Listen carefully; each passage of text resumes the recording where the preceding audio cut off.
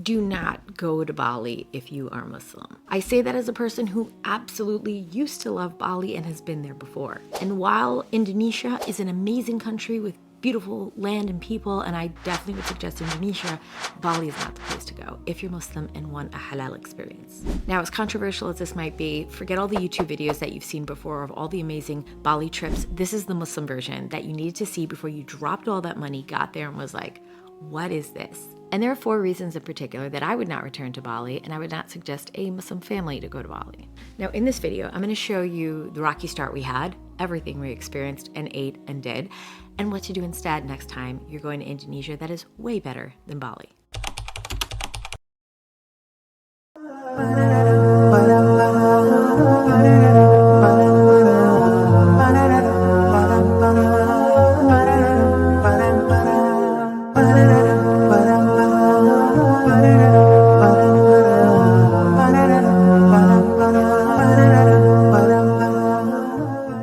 Last time I was in Bali was in 2018. I went with my children, and my husband was supposed to come at the last minute. There was an emergency, and so we traveled alone.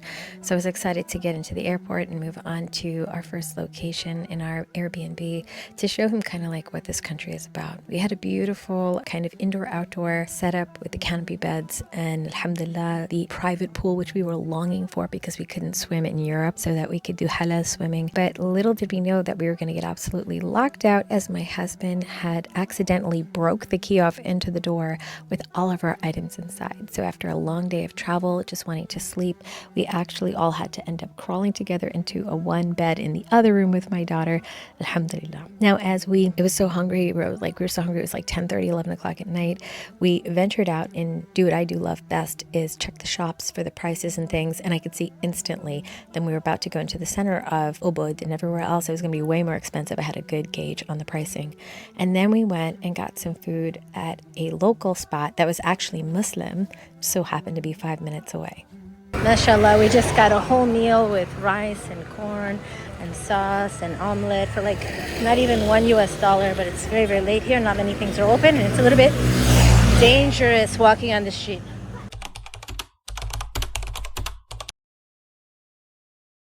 So the next morning was quite hectic because we didn't know if we were going to make our driver in time. We were supposed to leave for the entire day for a long trip of waterfalls and a whole bunch of stuff, but they came so early on time. They brought a locksmith, he came and fixed the door, alhamdulillah, and we met a couple of the neighbors. There's a little boy there that was staying in the compound and made some eggs I cooked real quick, just like crazy. I'll let you take a look. I cracked the egg in Bali. Look how yellow, orange.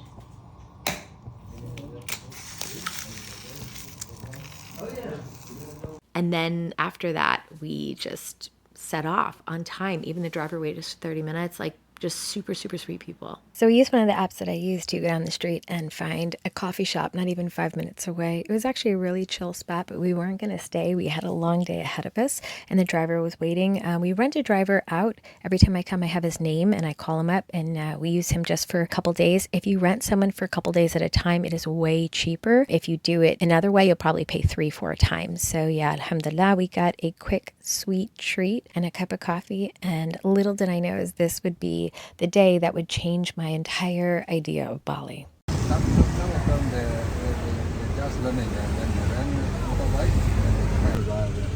It's not really. It's crazy to go to a different country and take a motorcycle. Now, as we drove to our destination, my husband, the driver, talked to us. They often do about politics and religion and what things were like. And one of the things that we were talking about is the fact that in Indonesia, even though it is a non-Muslim island, by the Balinese, they have their own religion. It is actually, they said, well, according to the drivers, that all the meat there is halal. He said, you can eat the meat freely everywhere you go. Our butchers are halal, even though we're not Muslim.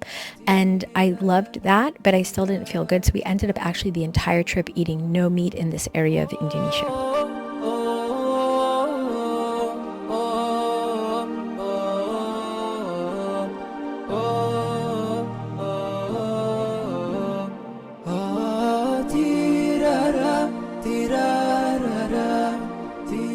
Now, we went to a place that I loved for my husband. I didn't think he was going to do it, but he jumped on the swing. So swinging over the rice fields, just like Instagram shows us, I kind of dared him to do it, and I didn't think he would, but he was actually, watch this. And then my daughter was like so excited, this idea of swinging as a child, but over entire, rice field. It was just so, so absolutely beautiful.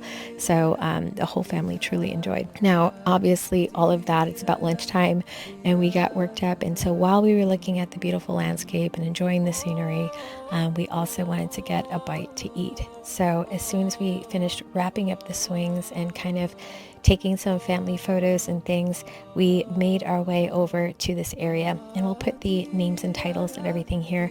But alhamdulillah, they had actually really, really delicious food.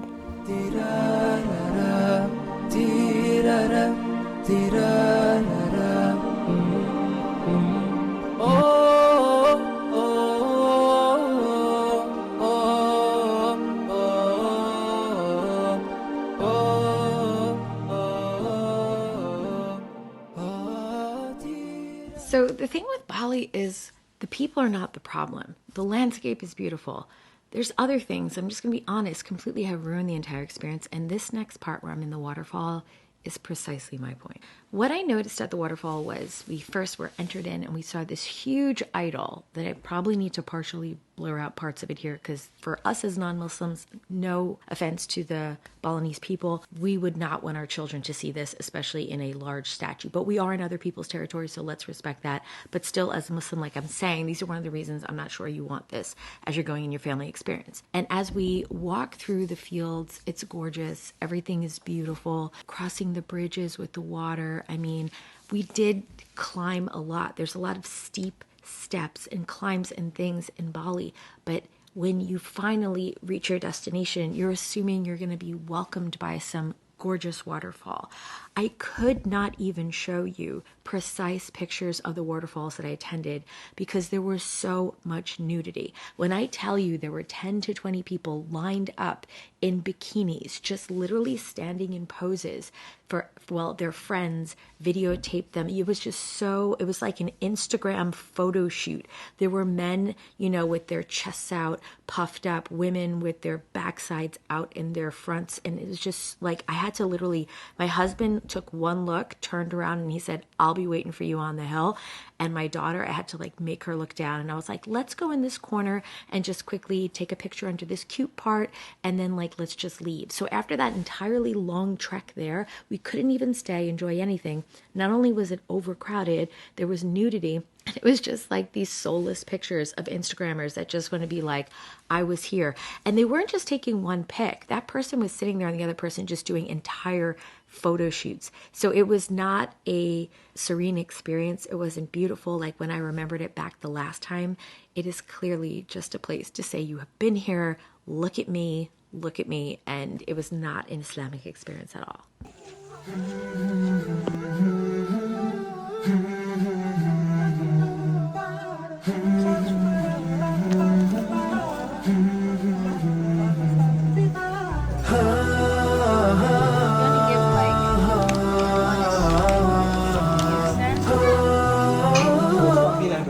Right now.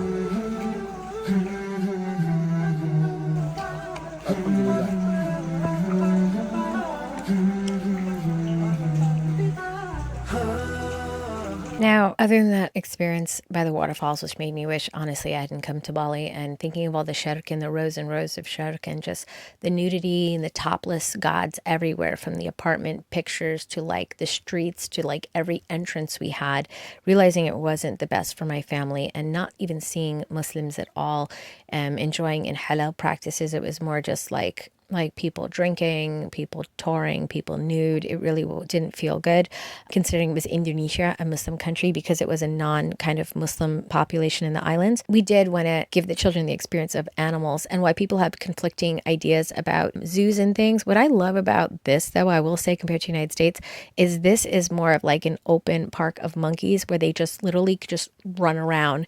And even if people think that that's restrictive compared to the US, that is not restrictive. And the idea of being able to get close to animals that close is honestly just very exciting. My kids loved it. They were just like, oh my gosh, where are the monkeys going? At one point, one of them did grab my daughter's dress. No. Calm down, breathe. Breathe. Don't cry. He's scared of you. She was incredibly jarred. But alhamdulillah, when we got to experience them and see what's going on, we actually honestly just, it was a great experience to walk through. It was very touristy again, it was very crowded, so that was not enjoyable. But I would say if you went in the earlier parts of the morning, I would say then it was in the afternoon, it would be way better, way easier, which is what happened before. But that was a good highlight for them.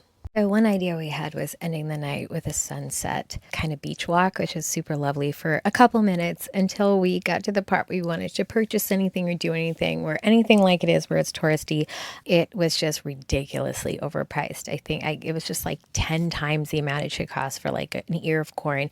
Even this guy had this like amazing stall, and we sat for a bit and we watched the sunset, and that was free and we really appreciated it. It did have a very like touristy vibe. What I don't like about Ubud, if you do go to Ubud, which is where all of the tourists go, but that's where like kind of the main sites are, is I love actually Denpasar. Denpasar is actually where the locals live. And last time I had an Airbnb where that is where we stayed. And this time I didn't do that because you do have to then drive every day from Denpasar to Ubud. So this time I intentionally stayed in the center just for access. But I realized this time around I didn't like it because I don't like being in touristy places. So, they made us pay to use the bathroom. It was just a little much, but there was the opportunity to see a different site. And then we headed back for an evening of rest after a long day.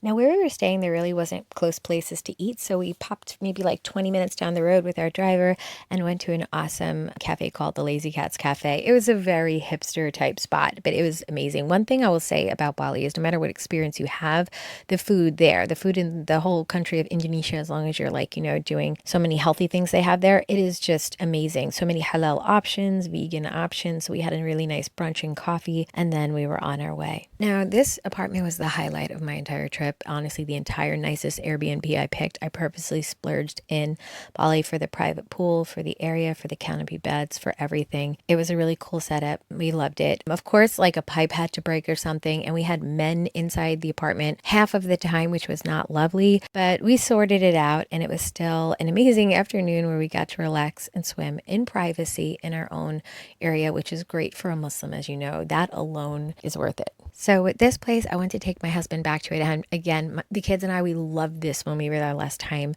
The Kind restaurant, I think it's a chain, and it just has amazing, fresh, kind of like vegetarian, vegan food. And it's just really, really good quality.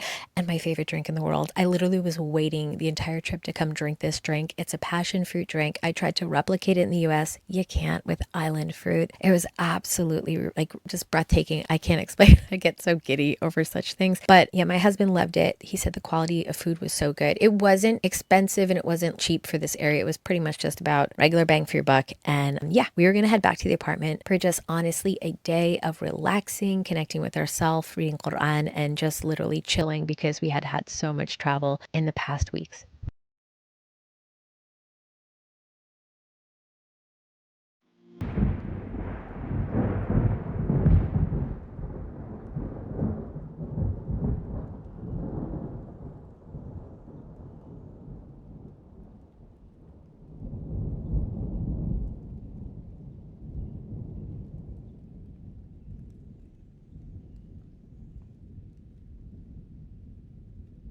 All right, so this is the part of the video when you saw me traveling through the other countries, Italy, Qatar, Malaysia. I went to Kuala Lumpur, Penang. You can go back and watch all our other travel videos. This is the part where I kind of like sum it up so you can know the pros and cons and make a decision for yourself if this is a place as a Muslim family you want to travel. So I want to start with the pros first because there are definitely pros. Beautiful landscape, drop dead gorgeous views, and places to reflect on life. I'm not gonna lie, Indonesia is the place that made my heart connect with the Quran, where Allah subhanahu wa ta'ala talks about the landscape. Have you not seen the mountains and the trees? Like when he said all that, it never hit home till I sat in Indonesia in a rice field and just looked at like all the landscape. It was just absolutely gorgeous. So it has a place in my heart. The beautiful people, like some of the best people I've met on earth, other than like I would equate it to people in Malaysia or Oman where we had just beautiful character, kind hearts. I would see like tourists yell and scream and talk all kinds of ways, and they just had such a calm about them. I cannot explain. It's so hard to anger them. I'm not saying they're never angry, but like so impressed with their overall akhlaq, their character, Muslim or non-Muslim, as like the Balinese, or not, but they still had this great character. Great food, amazing quality, and many healthy selections. Like this is honestly like a healthy person's dream island. It is just amazing, amazing food. You gotta love it for that. Now the cons, and the reason I actually will not come back to Bali, any intention at least, Allahu Alam, for my life, is for the tons and tons of idols that often scared my children. I know at the end of the day, nobody tried to do that, but like the truth is they're so big and their facial expressions are very like, they look as if they're angry. And I had asked about this actually to the driver, and I said, are these the actual pictures of the idols that I didn't say idols, that the gods that you pray to? And he said, no, we don't actually know what they look like. These are ideas of what we think they might look like. I said, subhanallah. So they're just like made up, envisioned? He's like, yeah. And I said, ironically, they're all usually making faces that are mad. And I don't know why. So I'm really curious, actually. Like, I actually honestly very much respect them. I just, obviously for my religious reasons, I couldn't return for that. A lot of nudity at the waterfalls, not the locals. Locals, they dress, they cover their whole body. The women actually wear full clothing, almost like up to their neck, and long shirts and long dresses, mashallah, even though they're not Muslim. But it's the tourists. The tourists come all nude, drinking, all that stuff that they do. And the locals don't like it, but it's tourism, it's money for the area. Prices are higher than ever in Bali right now compared to years before. Honestly, coming from other locations where we had traveled to here, you're gonna drop a ton of money. Airbnbs are just gonna be so expensive. Yeah, they're lovely, like you saw the one I had, but I think that one in particular, I just got really like luxurious for one day or a day and a half. And I think it was like $250 a night, which I would never pay, but we just did it as like a one-time enjoy our time together. But everything else I usually pay like 20 to 60 a night. I don't do anything like that. Best spots are now overcrowded with tourists taking soulless nude pics for Instagram. All of these reasons are things that I can't forget and make me feel like I wish I didn't choose this location. So what I would tell you instead as a Muslim family is, instead of Bali, go to Lombok. And I'm going to say that poorly. I'm sorry about that. The island of 1,000 mosques. Lombok has halal food. Living population is mostly Muslim there, or all Muslim. Readily accessible halal food, just beautiful beaches, lush mountains, crystal clear waterfalls. They have the Gili Islands, smaller islands. It is way better there, and I should have gone there. And if I do go back to Indonesia, inshallah ta'ala, inshallah, I will go there, and wanted to share that with you. I hope this video helped, because for me, I know we see things on YouTube, but as Muslims, we have to remember who we are, stay true to who we are, and I just wanted to share that experience with you. We are off to Spain next, and I cannot wait, because I'm going to show you Al-Andalus. This is a huge, huge place in the Ottoman Empire and the whole history of Islam, and are basically the epitome, the height of our strength on the earth as Muslims. Can't wait to share that with you.